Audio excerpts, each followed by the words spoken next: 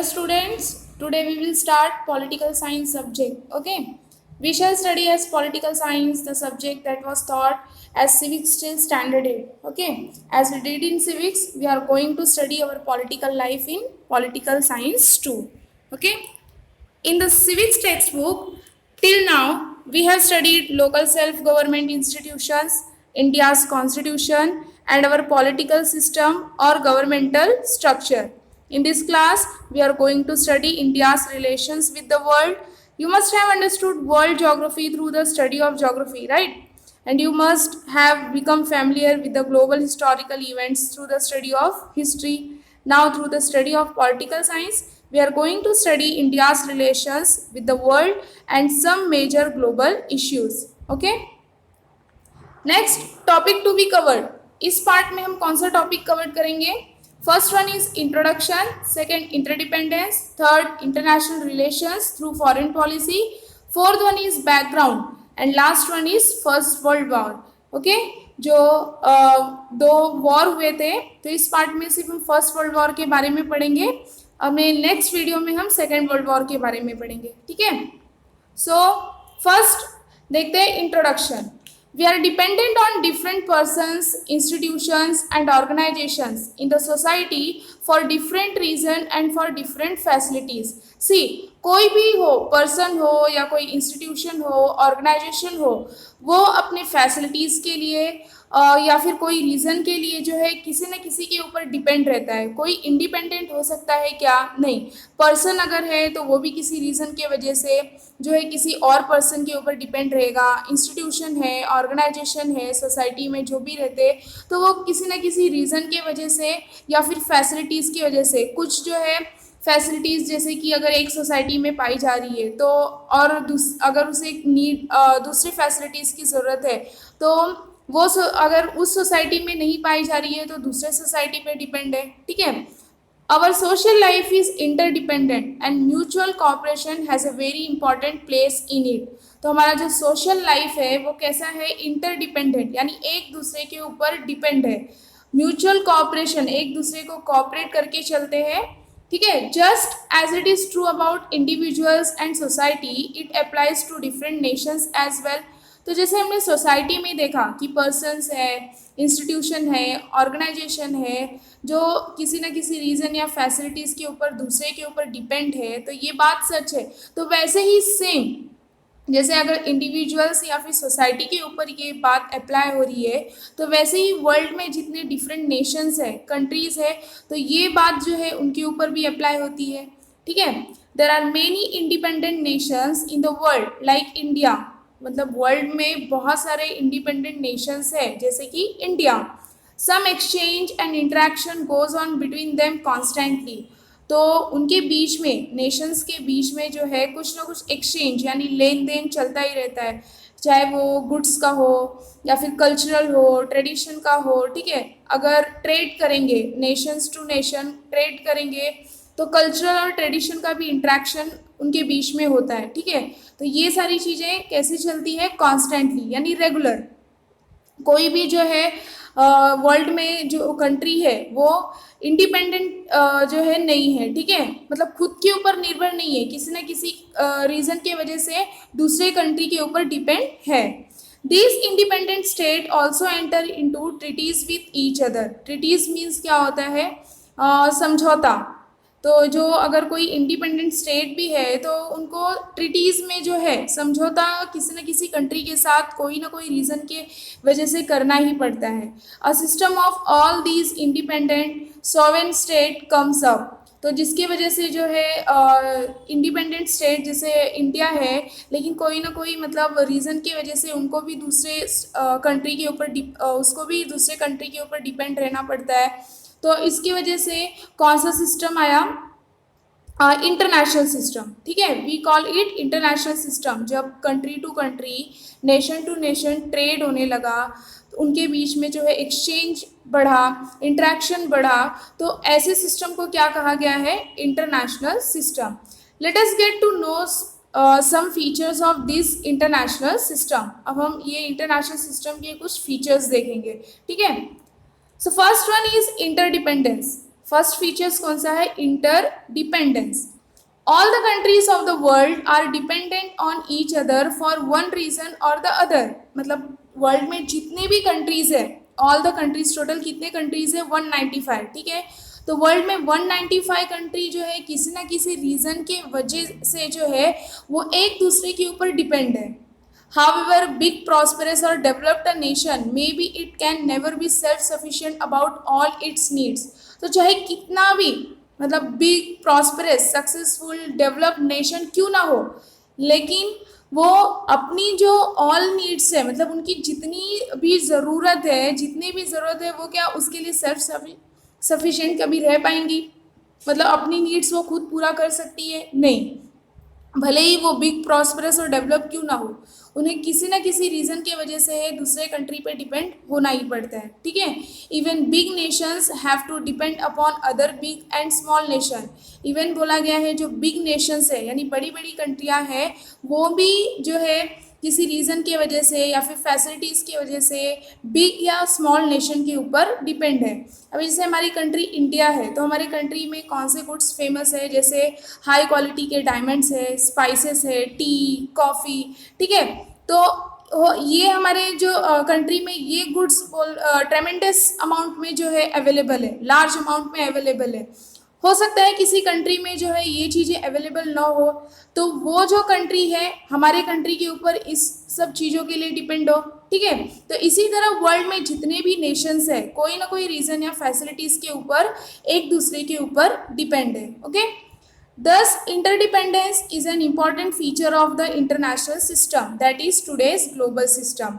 तो इसलिए कहा गया है कि जो हम फीचर्स देख रहे हैं इंटरनेशनल सिस्टम का, तो उसमें इंटरडिपेंडेंस एक इम्पॉर्टेंट फीचर है today's global system. Okay, next है international relation through foreign policy. See, कोई भी कंट्री हो उसका अपना जो है फॉरेन पॉलिसी होता है. जैसे हमारे कंट्री का फॉरेन पॉलिसी क्या है कि अगर अदर नेशंस के साथ रिलेशन बनाना है तो वो रिलेशन कैसा होना चाहिए? फ्रेंडशिप वाला, फ्रेंडशिप रिलेशन, ये हमारी कंट्री का फॉरेन पॉलिसी है. और सेकंड क्या करना है? पीस, शांति. मतलब हमेशा जो है अपने कंट्री में भी और दूसरे कंट्री के साथ अगर रिलेशन बना रहे हैं तो वो रिलेशन कैसा होना चाहिए? शांति का. वो हमारी जो कंट्री है वो कभी भी जल्दी जो है बैटल वगैरह मतलब फाइटिंग वगैरह नहीं चाहती है. ठीक है, वो हमेशा समझौते से काम चलाना चाहती है. तो ऐसे ही एवरी नेशन, मतलब जितने भी देश हैं, कंट्री हैं, तो उनका कोई ना कोई फॉरेन पॉलिसी होता ही है. ठीक है, so first point, every nation has policies about its internal dealings as also about its relations with other nations. Such a policy is called foreign policy. Foreign policy किसे कहेंगे?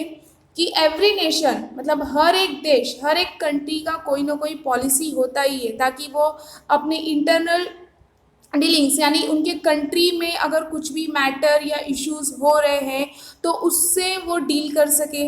अभी लाइक ये corona virus, तो ये तो पूरे world में ही फैला है. ठीक है, तो ये एक तरीके का अगर हम अपने कंट्री की सिक्योरिटी कर रहे हैं, अपने जो है सिटीजन्स को बचा रहे हैं, तो ये इंटरनल डीलिंग्स हुआ. ठीक है, कंट्री के अंदर ही अगर कोई इश्यूज है, मैटर है, उसको सॉल्व कर रहे हैं थ्रू फॉरेन पॉलिसी, तो उसको क्या कहा जाएगा? Internal dealings. ठीक है, as also about its relations with other Nations.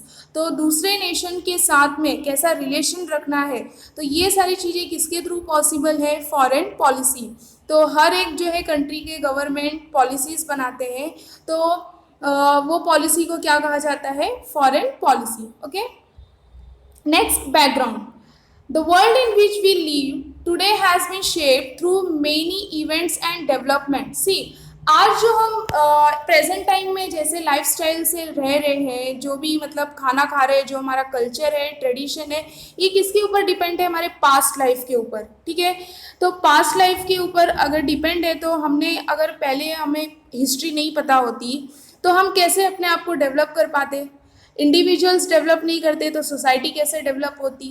और अगर सोसाइटी डेवलप नहीं होती तो फिर कंट्री कैसे डेवलप होती? ठीक है, तो आज मतलब जो भी हम मेनी इवेंट्स या फिर डेवलपमेंट देख रहे हैं तो वो किसके ऊपर डिपेंड है? हमारे पास्ट के ऊपर. ठीक है, Hence we need to go back to history in order to understand today's world. तो आज का today's world यानी आज की दुनिया को अगर समझना है तो हमें किसकी ज़रूरत है? हमें हिस्ट्री को, पास्ट में जो हिस्ट्री हो चुकी है, हिस्ट्री को समझना ज़रूरी है. ठीक है. We know that 2 world wars were fought in the last century. तो हमें मतलब हम सबको पता है कि लास्ट सेंचुरी में जो है 2 वर्ल्ड वॉर्स हुए थे. ठीक है.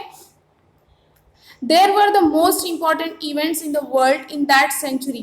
The world completely changed because of them. तो जो 2 वर्ल्ड वॉर हुए तो वो इवेंट जो है उस सेंचुरी के लिए बहुत ही इम्पॉर्टेंट इवेंट्स था. ठीक है. उसके बाद जो है जब दोनों वर्ल्ड वॉर हुए और वॉर्स जब ख़त्म हुए तो उसके बाद दुनिया जो है पूरी तरह से क्या हो गई? चेंज हो गई.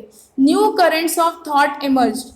मीन्स वर्ल्ड वॉर बहुत ही डिस्ट्रक्टिव था, दोनों वर्ल्ड वॉर बहुत ही डिस्ट्रक्टिव था. काफ़ी लाइफ जो है, प्रॉपर्टी डिस्ट्रॉय हुई थी वो वॉर्स में. और उसके बाद में जो दुनिया चेंज हुई, वर्ल्ड जो कम्प्लीटली चेंज हुआ, तो नए नए जो है करंट थॉट्स जो है एमर्ज हुए, आइडियोलॉजीज, विचारधाराएं जो है एमर्ज हुई उसके बाद. ठीक है. सो फर्स्ट वर्ल्ड वॉर के बारे में देखते हैं. The First World War was fought between 1914 and 1918. See, ये ध्यान देना, फर्स्ट वर्ल्ड वॉर कब लड़ा गया था? 1914 और 1918. ठीक है. Major countries of Europe took part in it. Europe की बहुत सारी कंट्रियों ने इसमें फर्स्ट वर्ल्ड वॉर में पार्टिसिपेट किया था. Europe had a very central place in the international और global system at that time. मतलब जब ये वॉर फॉट हुआ था, मतलब लड़ा गया था, तो यूरोप जो है इंटरनेशनल और ग्लोबल सिस्टम में उस टाइम पे सेंट्रल प्लेस था. ठीक है. सेंट्रल में था सेंटर में था. And the war caused a ट्रेमेंडस loss of life and property. तो जो ये फर्स्ट वर्ल्ड वॉर हुआ था यूरोप कंट्रीज के बीच में, तो ये इसके वजह से जो है बहुत सारे जो है लाइफ की और प्रॉपर्टी पूरा क्या हुआ था? डिस्ट्रॉय हुआ था. ठीक है. The countries which joined the war suffered tremendous economic losses. See, जो भी कंट्री ने फर्स्ट वर्ल्ड वॉर में ज्वाइन किया था, मीन्स उन्होंने पार्टिसिपेट किया था, उनको कुछ ज़्यादा ही जो है इकोनॉमिक लॉसेस हुए थे.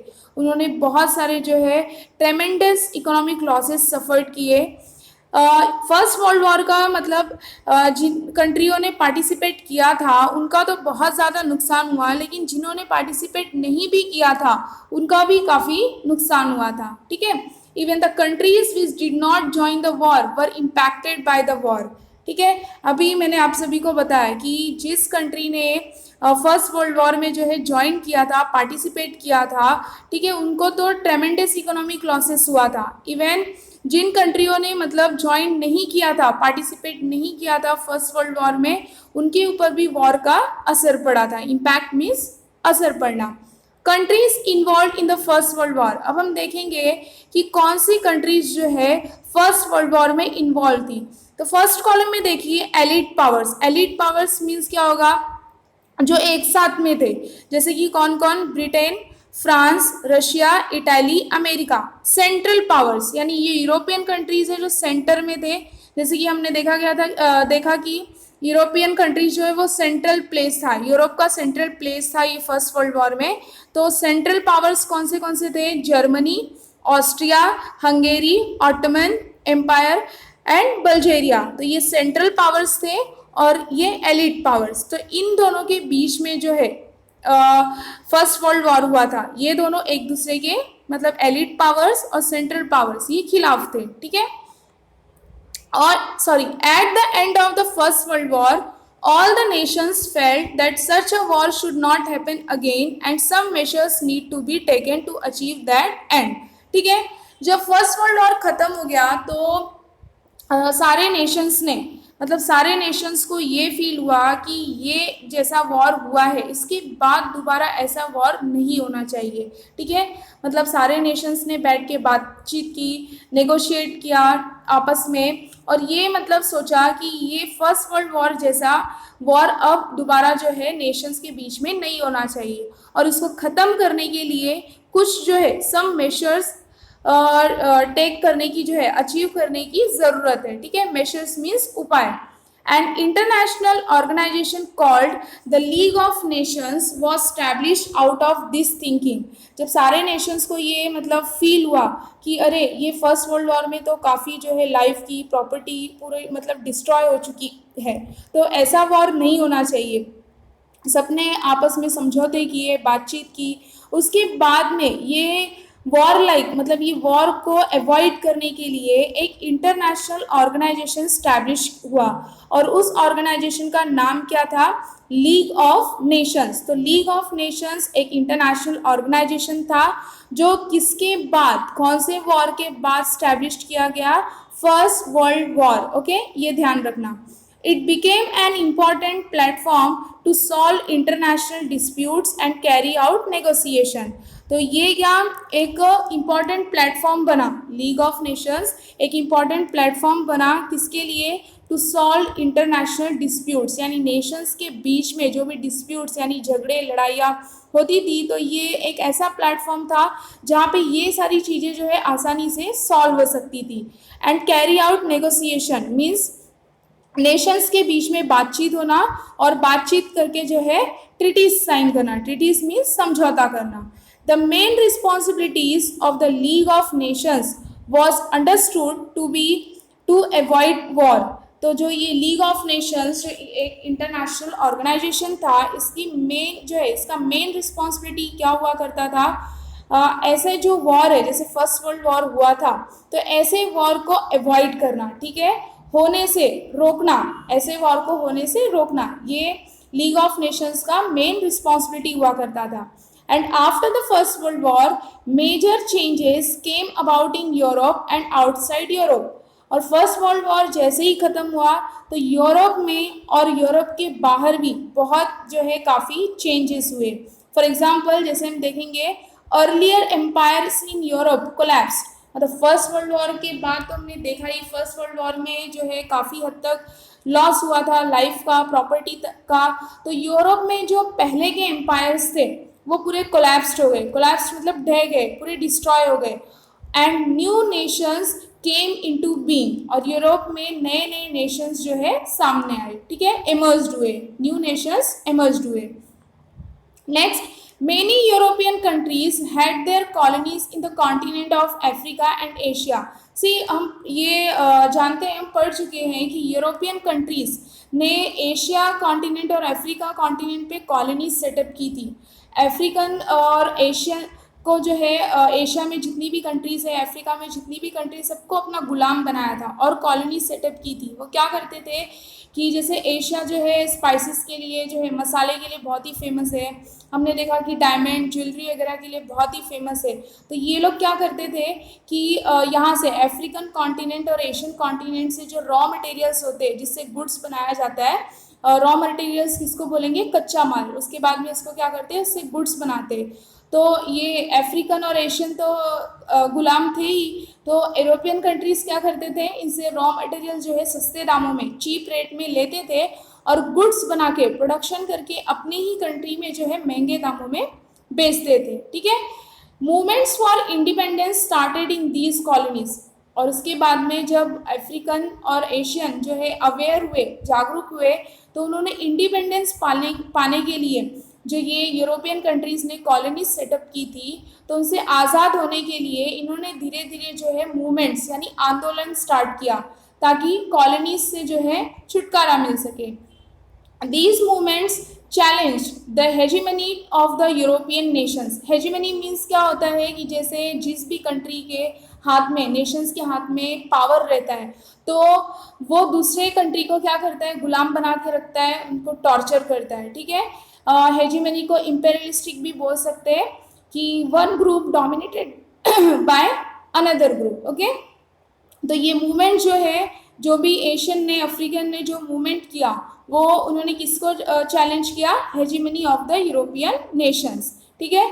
League of nations was established after the first world war to establish piece.